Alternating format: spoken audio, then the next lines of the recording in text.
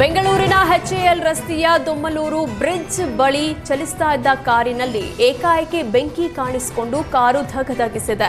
ಕಾರಿನ ಎಂಜಿನ್ನಲ್ಲಿ ಆಕಸ್ಮಿಕವಾಗಿ ಬೆಂಕಿ ಕಾಣಿಸಿಕೊಂಡಿದ್ದು ಕೂಡಲೇ ಎಚ್ಚೆತ್ತ ಚಾಲಕ ತಕ್ಷಣ ಕಾರನ್ನು ರಸ್ತೆ ಬದಿಗೆ ನಿಲ್ಲಿಸಿದ್ದಾನೆ. ಈ ವೇಳೆ ಅದೇ ರಸ್ತೆ ಮಾರ್ಗವಾಗಿ ನೀರಿನ ಟ್ಯಾಂಕರ್ ಒಂದು ಬಂದಿದ್ದು ಸ್ಥಳೀಯರ ನೆರವಿನಿಂದ ತಕ್ಷಣ ಬೆಂಕಿ ನಂದಿಸಲಾಗಿದೆ.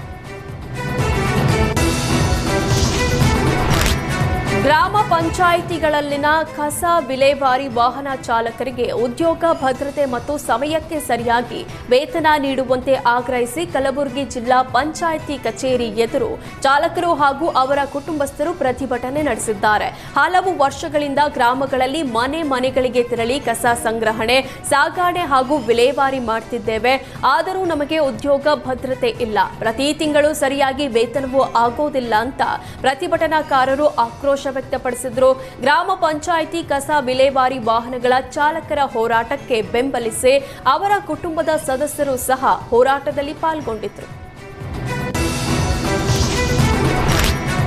ಕೊಡಗು ಜಿಲ್ಲೆಯಲ್ಲಿ ದಿನದಿಂದ ದಿನಕ್ಕೆ ಆನೆ ಮತ್ತು ಮಾನವ ಸಂಘರ್ಷ ಹೆಚ್ಚಾಗ್ತಾ ಇದೆ. ಮಡಿಕೇರಿಯಲ್ಲಿರುವ ಅರಣ್ಯ ಸಂರಕ್ಷಣಾಧಿಕಾರಿಗಳ ಕಚೇರಿಯಲ್ಲಿ ಇರುವ ಕಂಟ್ರೋಲ್ ಅಂಡ್ ಕಮಾಂಡ್ ರೂಮಿಗೆ ಮಡಿಕೇರಿ ಶಾಸಕ ಮಂತರ್ಗೌಡ ಭೇಟಿ ನೀಡಿದ್ರು. ವನ್ಯಜೀವಿಗಳಿಂದ ಬೆಳೆ ಹಾನಿ, ನಷ್ಟ ಹಾಗೂ ವನ್ಯಜೀವಿಗಳ ಚಲನವಲನಗಳ ಬಗ್ಗೆ ಆನ್ಲೈನ್ನಲ್ಲೇ ಮಾಹಿತಿ ನೀಡುವ ಆಪ್ ಬಗ್ಗೆ ಪರಿಶೀಲನೆ ನಡೆಸಿದ್ರು.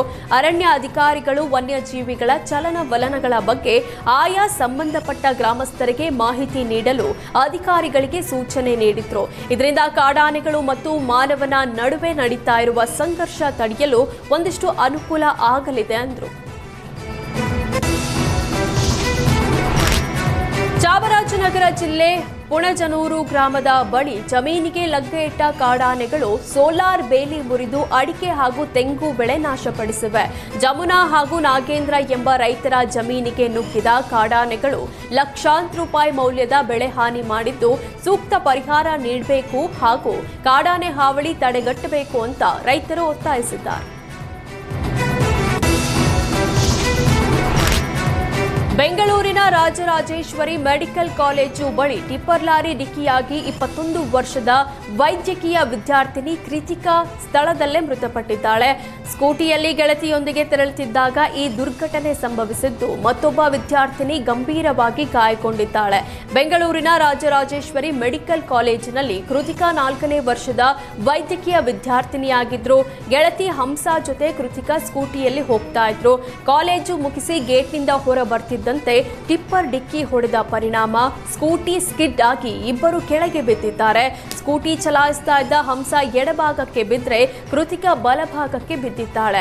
ಈ ವೇಳೆ ಹಿಂದಿನಿಂದ ಬಂದ ಟಿಪ್ಪರ್ ಲಾರಿ ಕೃತಿಕಾ ಮೇಲೆ ಹರಿದ ಪರಿಣಾಮ ಕೃತಿಕಾ ಸ್ಥಳದಲ್ಲಿಯೇ ಮೃತಪಟ್ಟಿದ್ದಾರೆ. ಘಟನಾ ಸ್ಥಳಕ್ಕೆ ಕೆಂಗೇರಿ ಸಂಚಾರ ಪೊಲೀಸರು ಭೇಟಿ ನೀಡಿ ಪರಿಶೀಲಿಸಿದರು. R medical college exit gate ಮುಂದ್ಗಡೆಗೆ ಇಬ್ಬರು ಸ್ಟೂಡೆಂಟ್ಸು, ಅಲ್ಲೇ ಕಾಲೇಜಿದ್ದು ಸ್ಟೂಡೆಂಟ್ಸು ತಮ್ಮ ಟೂ ವೀಲರಲ್ಲಿ ಅವರು ಕಾಲೇಜ್ ಕಡೆಯಿಂದ ಮೈಸೂರು ರೋಡಿಗೆ ಎಂಟ್ರಿ ಆಗುವಂಥ ಸಂದರ್ಭದಲ್ಲಿ ಸಿಟಿ ಕಡೆಯಿಂದ ಬರ್ತಿದ್ದಂಥ ಒಂದು ಲಾರಿ ಅವರ ವಾಹನಕ್ಕೆ ಡಿಕ್ಕಿ ಹೊಡೆದು ಅದರಲ್ಲಿ ಹಿಂಬದಿ ಸವಾರ ಮಾಡ್ತಿದ್ದಂಥ ಮಹಿಳೆ ಅವ್ರ ಮೇಲೆ ಈ ಏನು ಲಾರಿ ಹರಿದುಬಿಟ್ಟು ಅವರ ಸಾವಾಗಿದೆ ಆಸ್ಪತ್ರೆಯಲ್ಲಿ. ಅದೇ ರೀತಿ ಡ್ರೈವರ್ ಇದ್ದವರಿಗೆ ಗಾಯಗಳಾಗಿದ್ದಾವೆ. ಇದಕ್ಕೆ ಸಂಬಂಧಪಟ್ಟಂತೆ ಕೆಂಗೇರಿ ಸಂಚಾರ ಠಾಣೆಯಲ್ಲಿ ನಾವು ಪ್ರಕರಣ ದಾಖಲಿಸಿಕೊಂಡಿದ್ದೀವಿ. ಲಾರಿ ಚಾಲಕನ ವಶಕ್ಕೆ ಪಡೆದು ವಿಚಾರಣೆ ಮಾಡ್ತಿದ್ದೀವಿ. ಆಮೇಲೆ ವಾಹನನ ಜಪ್ತಿ ಮಾಡ್ತೀವಿ. ಮಲ್ಲಿಕಾರ್ಜುನ ಮುತ್ಯ ಮೇಲೆ ಪೋಕ್ಸೋ ಕೇಸ್ ಸಂಬಂಧ ಸೂಕ್ತ ತನಿಖಾ ತಂಡ ರಚಿಸಿ ಅಂತ ಯಾದಗಿರಿ ಜಿಲ್ಲಾ ಕೋರ್ಟ್ ಪೊಲೀಸ್ ಇಲಾಖೆಗೆ ಸೂಚನೆ ನೀಡಿದೆ. ಪಿಐ ಶರಣಗೌಡ ನ್ಯಾಮಣ್ಣನವರ ತನಿಖಾ ತಂಡಕ್ಕೆ ಹೆಚ್ಚಿನ ಅಧಿಕಾರಿಗಳನ್ನ ನೇಮಿಸುವಂತೆ ಕೋರ್ಟ್ ಹೇಳಿದೆ.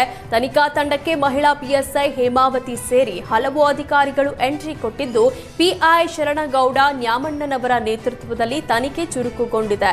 ಸಂತ್ರಸ್ತ ಬಾಲಕಿ ಜೊತೆ ಮುತ್ಯ ಅನುಚಿತ ವರ್ತನೆ ವಿಡಿಯೋ ಸಾಮಾಜಿಕ ಜಾಲತಾಣದಲ್ಲಿ ವೈರಲ್ ಹಿನ್ನೆಲೆ ವಿಡಿಯೋ ವೈರಲ್ ಮಾಡಿದವರಿಗೆ ಸಂಕಷ್ಟ ಎದುರಾಗಿದೆ.